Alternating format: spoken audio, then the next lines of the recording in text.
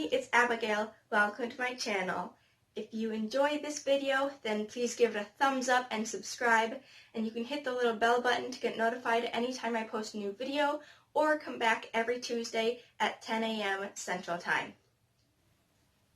So last week I talked about how to become a better author part 1. This is going to be part 2, and there will not be a part 3, so this is all there is. So last week it was really about building a foundation and actually being able to start your story well and not get stuck in the process and things like that. So if you haven't already seen the video, part 1, then I will leave a link here, so please go and check out that. And if you need help building your story, I would recommend doing that first. This is going to be more about momentum and how to move your story forward once you already have a foundation. The first thing I'm going to be talking about is comparison.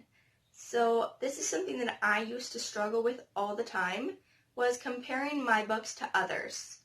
I used to take my books and look at other people's and go, wow, they're so much better than me.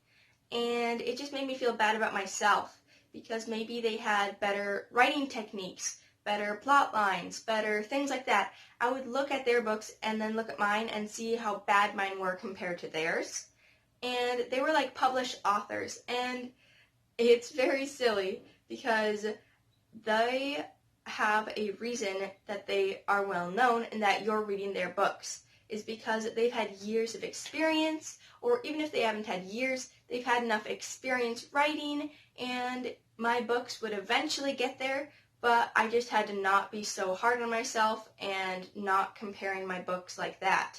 Comparing them and being able to stretch your writings because of that. Seeing, oh, they can do this, well, I'm going to try to build up to that. That is something that's super helpful because setting a goal for yourself is really helpful as long as you don't set it too high. If you go, okay, I'm going to set it like I need 20 pages done in the next 5 days. That's 4 pages a day. Some might be able to do that, but others may not. And if you do that and then you get to the 5th day and you only have 8 pages done, and you're like, oh my gosh, like I'm stressed out because I still have 12 more pages to write, then you'll get discouraged and then it'll be harder to write because you'll be thinking about, well, I didn't meet my goal. So setting a goal for yourself is good as long as you set it realistically. If you set it way too high, then you will just discourage yourself rather than encourage yourself. So make sure that when setting a goal, you don't set it too high, but definitely set a goal so that way you can actually work towards something and you'll be more motivated to do it. Just if it's too high, it's going to hurt you rather than help you. The next thing I want to talk about is reading choices. So I have 2 favorite authors that I'm going to share with you today. I have a bunch of other favorite authors, but these are just 2 examples that I have. So the first one is Girls Living for God, and they are really good writers. This book, Finding Your Fairy Tale Ending, is super interesting because it's almost a diary about a girl's life, and yet at the same time they make it enough interesting things that it doesn't feel like you're just reading somebody else's diary. It's actually like a story about a girl and the struggles she went through with her life and how she ended up happy.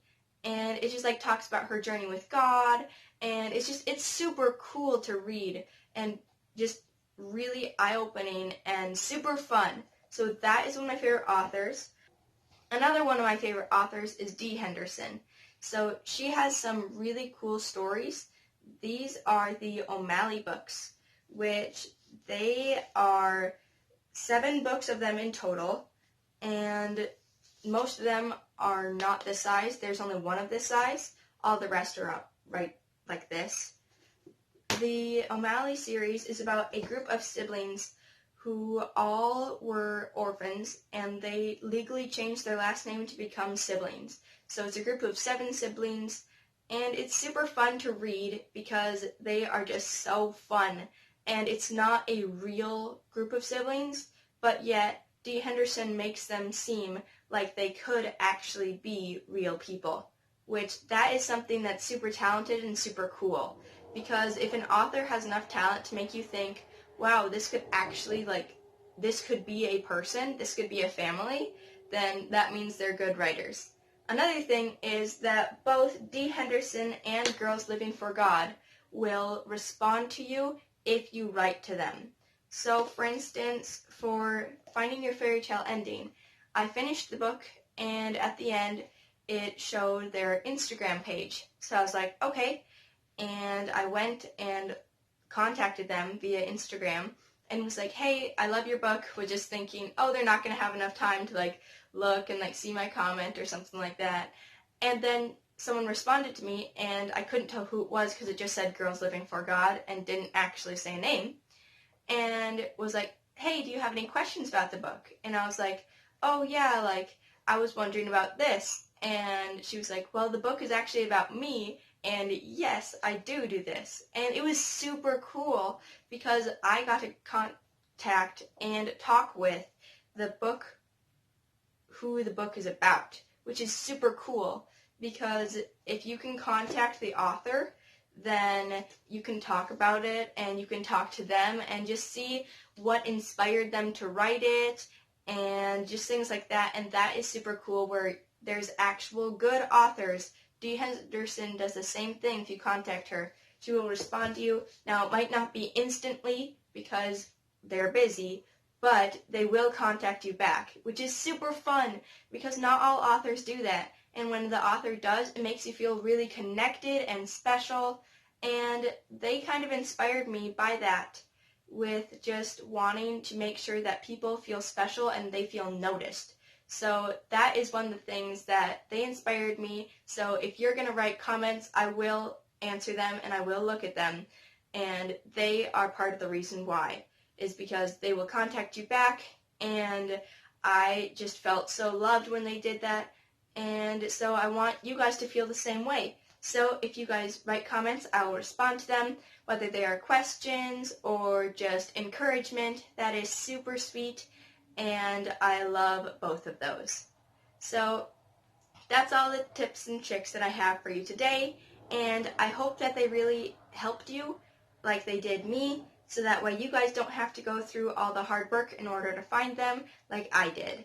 So thank you guys for watching, and have a blessed day. Bye!